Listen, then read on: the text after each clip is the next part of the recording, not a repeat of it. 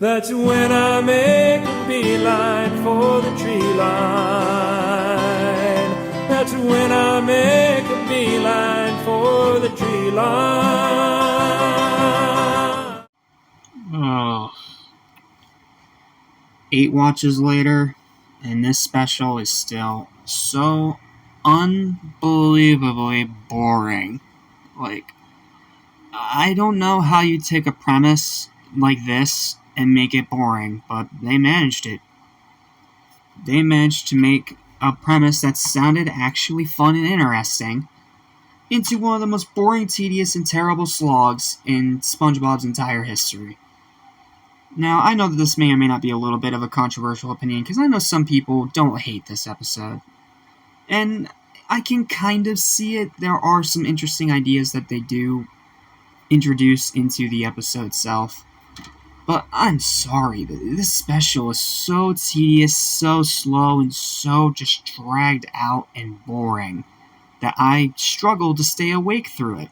Heck, even rewatching it for this review, I struggled to stay awake. I almost fell asleep a couple times because I was so bored. So, let's just get this out of the way so we never talk about this ever again. What's up, what's happening, what's going on, everybody? Welcome back to Animation Station, your number one station for anything and everything animation, including a sponge that lives in a pineapple under the sea, as well as TV and movies. I'm your host, Jackson Small. Welcome to the special that didn't need to be a special, but is somehow special anyway, because mid-season SpongeBob has to be as mid as humanly possible. The Clash of Triton. So, what's the premise of this special that they screwed up so bad? Well, it's an episode that focuses around King Neptune. Now, you'd think that actually sounds like a really cool episode. Like, I don't think we've ever gotten an episode that focuses around just King Neptune. I mean, yeah, you kind of had a little bit of it in the movie, but you can still do a lot with it. There's still a lot of story to tell there. And this episode is particularly about his estranged relationship with his son Triton. Now, we haven't seen Triton in pre-movie SpongeBob. This is a new addition. And honestly, not a bad idea. As someone who is an estranged child to a neglectful father himself, I can kind of understand what they were going for here. And it's not an episode that triggers me. It's not an episode that makes me angry just because they tried that concept. In fact, I wish more shows tackled stuff like that, because it's a very real situation to be in. Heck, I've been in it for pretty much my entire life, so I can give SpongeBob props for trying to do this. Problem is, they don't try it at all, because they make Neptune look like the absolute most unlikable freaking turd on the seafloor. Yes, an even more unlikable turd than Patrick, believe it or not. And Triton is just the most boring, bland, uninteresting character that I have seen in this show in a while. So yeah, they took a good premise and they immediately screwed it up by doing absolutely nothing with it. You know, because we gotta keep going off of that mid-season SpongeBob playbook, and mid-season SpongeBob just has to continue to be mid. I hate this special, plain and simple. It's not because of what they tried to do, it's because of how they did it. So, let's not waste any time and just dive right in. So, in this special, I keep forgetting this is a special because it shouldn't be a special.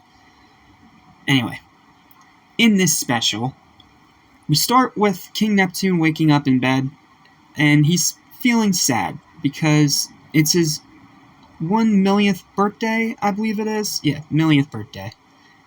And he's feeling sad because he knows that his son Triton can't be there to celebrate with him.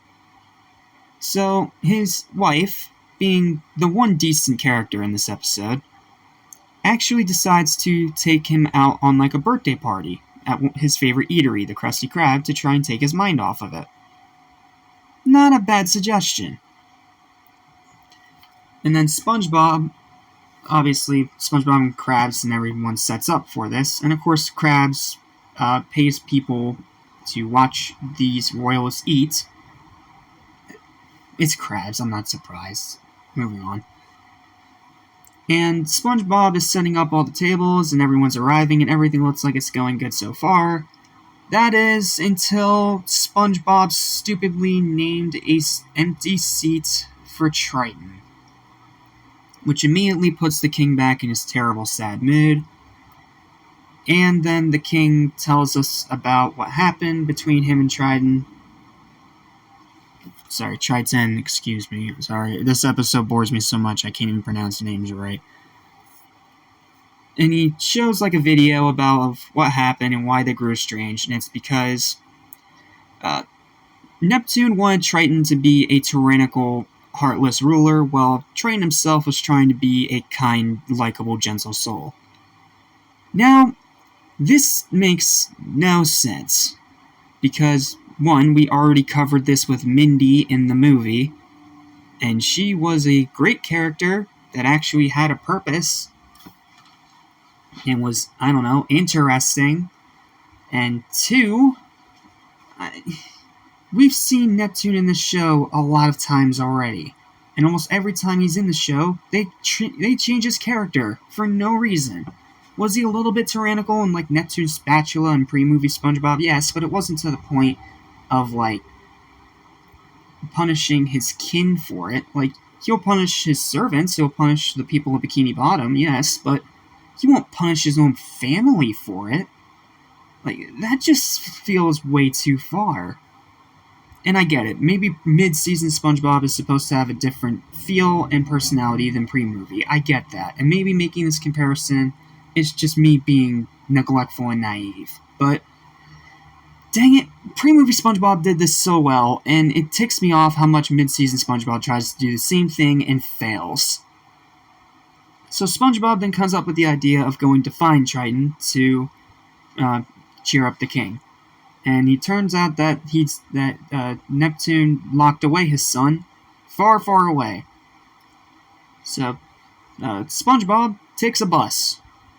Yeah, it's just a random bus with no explanation. Wonderful. To go and find Triton, while Krabs and Squidward have to deal with Triton and his kin.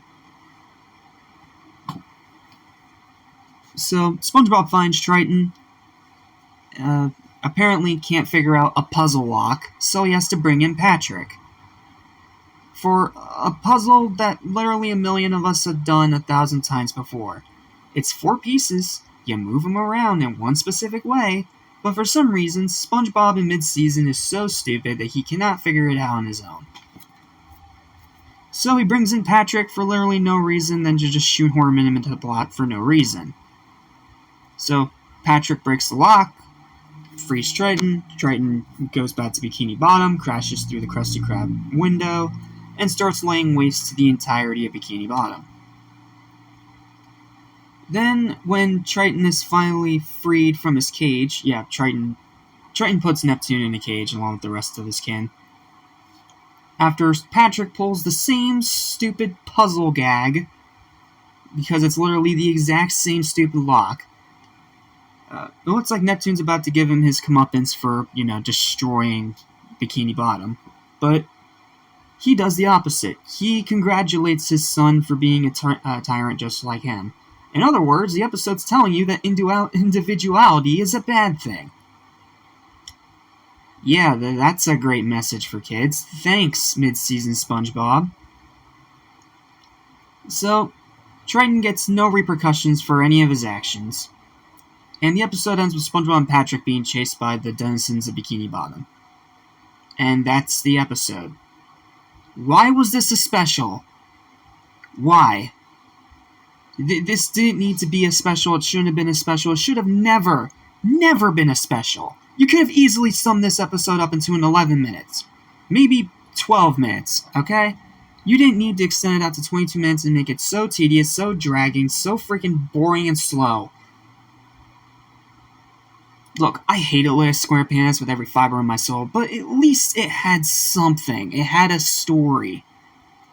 This just has nothing. It's 22 minutes of nothing. That's exactly what it is. It is 22 minutes of complete and total nothing. So is there anything good in this episode? Anything at all? Well, I'll give them this. Like I said, the concept, not a bad concept. And it does have one highlight. It does have one funny moment that was actually good. And that is the moment where Neptune's wife comes down from Atlantis. I was trying to remember it. From Atlantis. She comes down to the Krusty Krab, breaks a hole through the Krusty Krab's roof, and zaps Mr. Krabs while they're on the phone.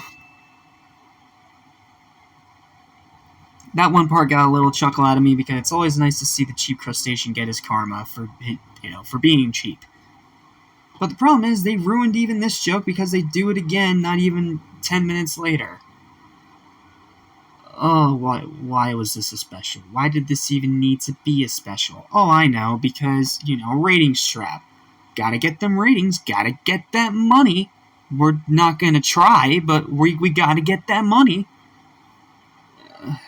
This episode's so freaking bad. I couldn't remember how bad it was until I saw it.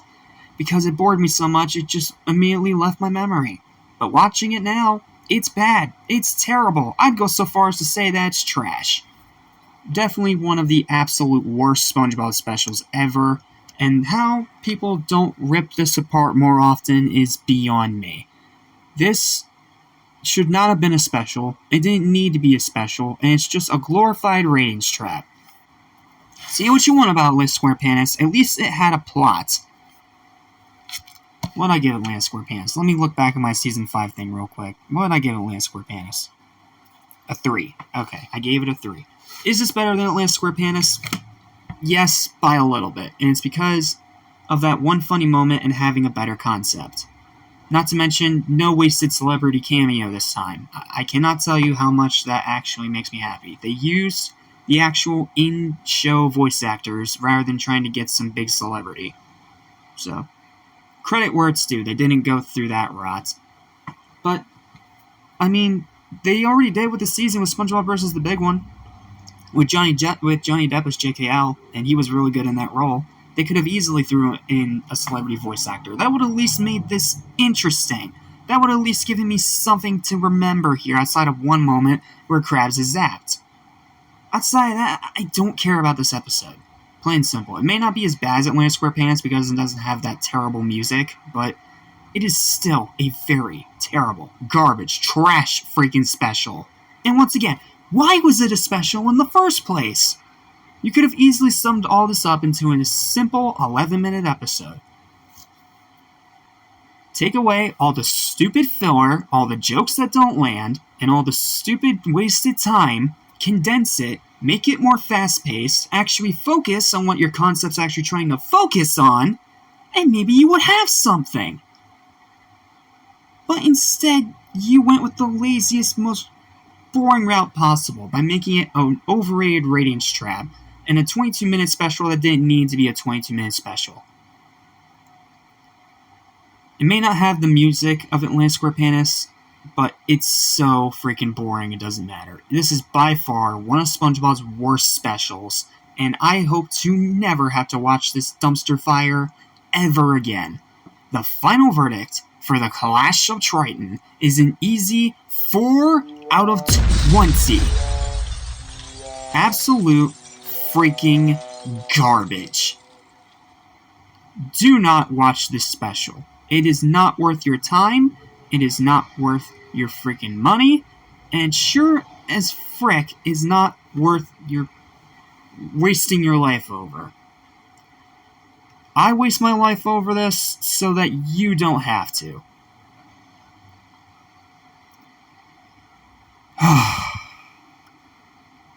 But thankfully, I don't have to talk about it ever again. So thank you guys so much for watching this video. Please don't forget to like, share, and subscribe for better videos almost every single day. And stay tuned because you still have the PlayStation State of Play live stream coming up very, very soon. And like I said, if there's time tonight, you'll get the final 4 normal episodes of Season 6 tonight. But if there's not, expect it tomorrow. Either way, we're almost done with this month of SpongeBob, there are only 2 reviews left. So, yep, that's it. Thank you guys so much for watching. I'm Jet Small of Amy's Station, and I'll see you in the next review. Peace. Lesson I'll soon forget. So listen and you won't regret. Be true to yourself, don't miss your chance, and you won't end up like the fool who ripped his pants.